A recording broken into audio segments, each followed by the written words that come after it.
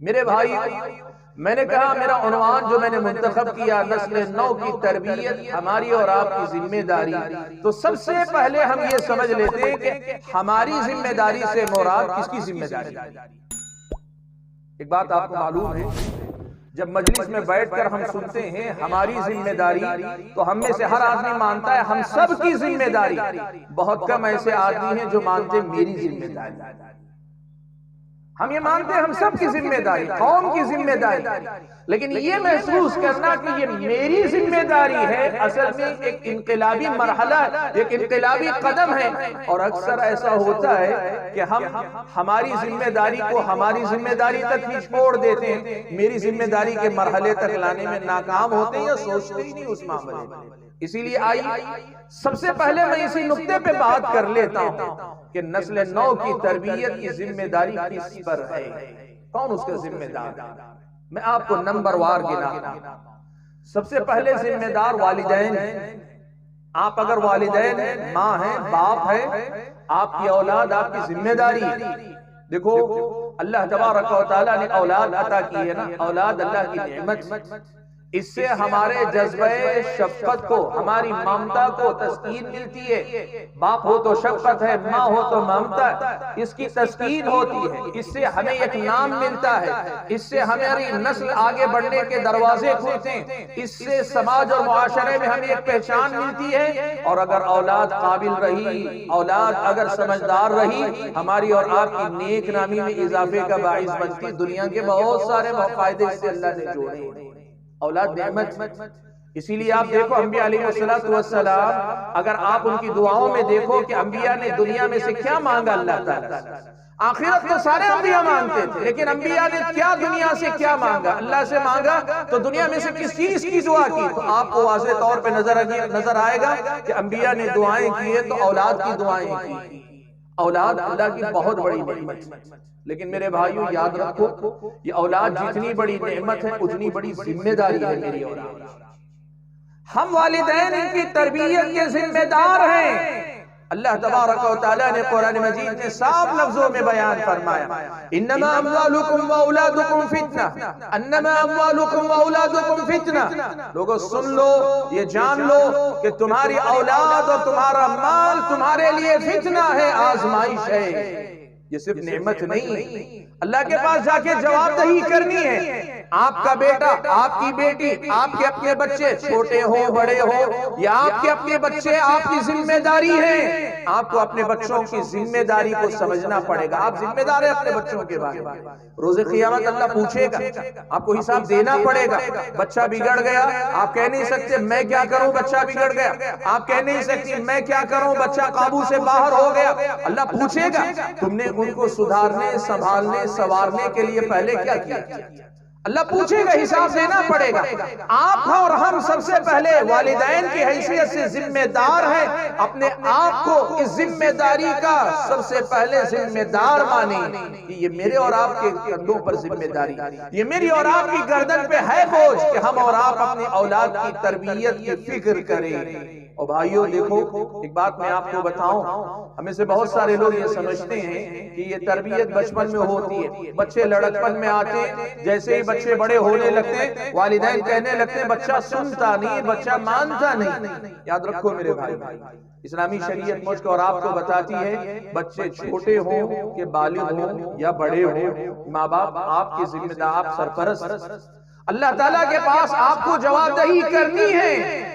اور آپ یہ جو دیکھتے ہیں نا ہمارے سماج کے اندر، دیکھو ایک بات یاد رکھو، بچے جیسے جیسے بڑے ہوتے ہیں لڑکپن سے بلوغت کی طرف آگے بڑھتے ہیں نا، بچوں کے اندر دو چیزیں اندر ہی اندر پروان چڑھتی ہیں۔ ایک چیز ہوتی ہے ان کے اندر خواہشات، اور ان خواہشات کا ادراک، وہ اپنی خواہشات کو سمجھنے لگتے ہیں۔ اور دوسری بات یہ ہوتی ہے کہ ان کی اپنی عقل بھی، وہ بچپنے کی عقل سے جوانی کے مرحلے تک آگے بڑھنے لگتی ہے۔ ان دو چیزوں کے اندر ہی اندر پروان چڑھنے کا سیدھا نتیجہ یہ ہے کہ بچوں کے اندر دو احساسات بڑھتے ہیں، میں اپنے فیصلے لوں گا، ایک تو یہ میں اپنے فیصلے لوں گا، اور دوسرا جذبہ یہ بڑھتا ہے کہ میں سمجھتا ہوں، میں بچہ نہیں رہ گیا ہوں، میں اب بڑا ہو گیا ہوں، اور حد تو یہ کہ بچے اس عمر میں آتے ہیں، کہتے ہیں سارے بچے نوجوانی کے مرحلے میں یہی سمجھتے ہیں میرے باپ کو نہیں سمجھ میں آتے، آپ پرانے ہیں، آپ کے خیالات پرانے، میں جو سمجھتا ہوں آپ نہیں سمجھ سکتے۔ میرے بھائیو، یہ دو چیزیں بچوں کو سرکشی کی طرف لے کر جاتی ہیں۔ یہ بڑا خطرناک مرحلہ ہوتا ہے، اس مرحلے پر اپنی اولاد کو سنبھالنے سنوارنے کی ذمہ داری والدین کی ہوتی ہے کہ ان کی خواہشات اور ان کی اپنی عقل، ان دونوں کے جوش مارنے کے وقت میں ان کو یہ سکھانا کہ تمہیں ان کی قید میں نہیں جانا ہے، انہیں اپنے کنٹرول میں رکھنا، یہ تربیت کی ذمہ داری ہے۔ میں یہ بات کیوں کہنا چاہتا ہوں، ہمارے اور آپ کے والدین کا مسئلہ یہ ہے کہ والدین یہ مان لیتے ہیں کہ بچہ اگر بڑا ہو گیا، بالغ ہو گیا تو ہماری اور آپ کی ذمہ داری ختم ہو گئی، یا پھر یہ کہ بچے ہماری مانتے نہیں۔ یاد رکھو میرے بھائیو، بچے چاہے جتنے بڑے ہو جائیں اپنے بچپن کے مقابلے میں بڑے ہوتے ہیں، اپنے لڑکپن کے مقابلے میں بڑے ہوتے ہیں، ماں باپ کے مقابلے میں بچے کبھی بڑے نہیں ہوا کرتے، بچے بچے ہی رہا کرتے ہیں۔ آپ دیکھو اسلام نے ہمیں کیا سکھایا ہے، آپ کے بچے شادی شدہ بھی ہو جائیں، آپ کی ذمہ داری ہے کہ اگر آپ ان کو ادھر ادھر ہوتے دیکھیں تو آپ ان کو روکیں، ان کو ٹوکیں، ان کی اصلاح کی فکر کریں، یہ آپ کی ذمہ داری بنتی ہے۔ آپ کو معلوم ہے مائی عائشہ صدیقہ رضی اللہ تعالیٰ عنہ، پیارے نبی صلی اللہ علیہ وسلم سے آپ کا نکاح ہو گیا، اللہ کے نبی کے ساتھ ایک سفر میں ہیں۔ حضرت عائشہ رضی اللہ تعالیٰ عنہ کی کم عمری کا سبب تھا کہ اکثر اپنی چیزیں گنوا دیتی، گم کر دیتی۔ ہوا یہ کہ ہار گم کر دیا، اللہ کے نبی کو بتایا کہ اللہ کے نبی میرا قیمتی ہار گم ہو گیا۔ اللہ کے نبی صلی اللہ علیہ وسلم نے قافلے کو روک لیا، ہار تلاش کرنے کا حکم دیا۔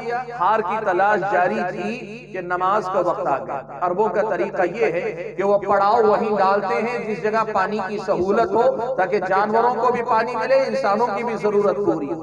مسئلہ یہ تھا کہ جس جگہ حضرت عائشہ کی اس واقعے کے بعد اللہ کے نبی نے قافلے کو روکا تھا، وہاں پانی کا کوئی انتظام نہیں تھا۔ نتیجہ یہ ہوا نماز کا وقت آ گیا، صحابہ پریشان ہیں کہ وضو کرنا ہے، پانی نہیں ہے۔ سارے لشکر میں کھلبلی مچی ہوئی ہے۔ حضرت ابو بکر کو پتا چلا کہ قافلہ آگے نہیں بڑھ پایا، نماز کا وقت ہو گیا، پانی نہیں ہے۔ سبب معلوم کیا، پتا چلا کہ حضرت عائشہ نے ہار گم کر دیا تھا، اس وجہ سے اللہ کے نبی نے قافلے کو روک لیا ہے۔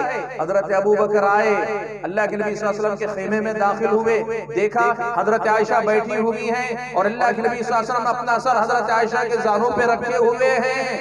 حضرت ابو بکر صدیق رضی اللہ تعالیٰ عنہ نے کیا کیا پتہ ہے؟ حضرت عائشہ رضی اللہ تعالیٰ عنہ کی کمر میں ٹھوکے مارنے لگے، کہنے لگے حبست الناس ولما، اے عائشہ تمہیں اتنا بھی خیال نہیں، تم نے لوگوں کو وہاں روک لیا جہاں پانی نہیں، تمہاری وجہ سے اتنے سارے لوگوں کو تکلیف ہو رہی ہے، اتنے سارے لوگ مشقت میں مبتلا ہو رہے ہیں۔ میرے بھائیو یہ کون ہے؟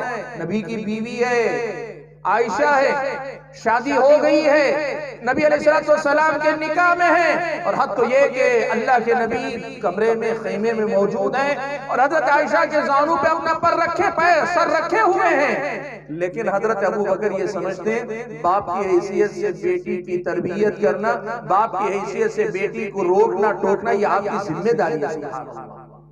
آج آپ بتاؤ ہم والدین، ہم سرپرستوں سے کتنے ہیں جو اپنی نئی نسل کی تربیت کی فکر ان کی آخری تک کرتے ہیں؟ ایسے کتنے؟ حضرت عمر آئے حضرت حفصہ کے پاس، ام المومنین حضرت حفصہ آ کر کہنے لگے کہ حفصہ تمہاری دوستی عائشہ سے بڑی ہے، بڑی گاڑی چھنکی ہے تم دونوں کے اندر، دیکھو ان کے ناز و نخرے اللہ کے نبی اٹھاتے ہیں، اس کو دیکھ کر کہیں تم غلط فہمی کا شکار نہ ہو جانا، ان جیسی حرکتیں تم نہ کرنے لگنا۔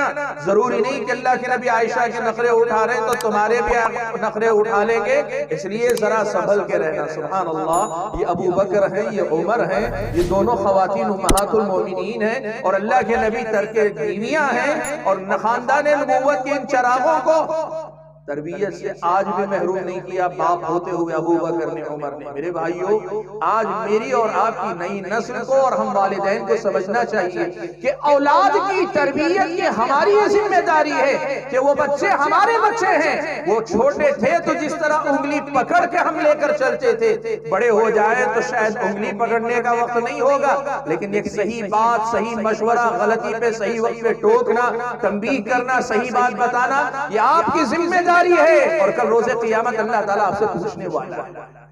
سب سے پہلے نمبر پر نسل نو کی تربیت کے ذمہ دار والدین ہیں. آپ سے اللہ تعالیٰ پوچھنے والا ہے. اور مزید ویڈیوز دیکھنے کے لیے ہمارے یوٹیوب چینل کو سبسکرائب کریں، بیل آئیکن دبانا نہ بھولیں اور شیئر ضرور کریں. فجزاکم اللہ خیرا.